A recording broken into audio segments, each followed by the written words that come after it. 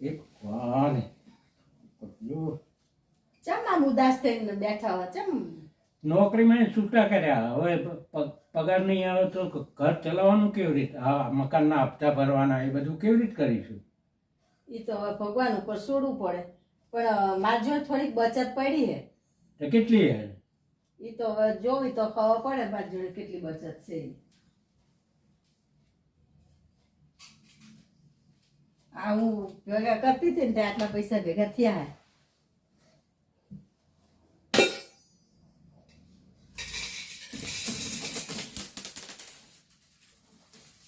આટલી બચતમાં કેટલા દાડા ચાલે? 5-6 મહિના ના નીકળે.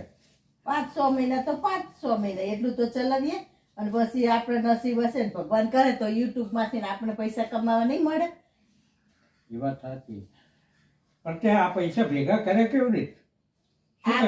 આ પૈસા હે ને એ આપણે ટૂંકા પગારમાં તો આપણે કશું બચાવી એકવી નહીં. તે હું કરકસર કરે, તમે પગાર મને આલતા હતા ને તો એ પગારમાં આખો મહિનો આપણું બધું જરૂર વસ્તુ હોય બધું વાપરતી ને કરતી હતી, અને પછી આખર તારીખ આવે જે પૈસા બચે ને એવું આ ડબ્બામાં નાખતી હતી દર મહિને, અને પછી બીજો મહિનો આવે ને એટલે એ પગાર આવે ને એમાં ઘર ચલાવતી હતી, અને બચે તો આમાં નાખતી ને ના બચે તો આમાં થોડા ઘણા લેતી.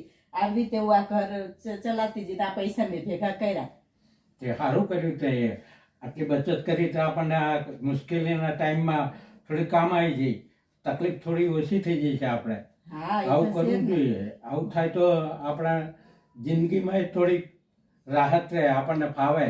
હા, તે આ બધું હું ને આ બધું આપણે બા જોડેથી જ શીખી હતી. આપણા બા આવી રીતે બચત કરી કરીને જ આપણું ઘર ચલાવતા હતા. એટલે બાએ મને એવા સંસ્કાર આપ્યા હતા કે બધું હોય ને એટલું આપણે વાપરી ના નખાય, પણ આવી રીતે જમા કરવું પડે.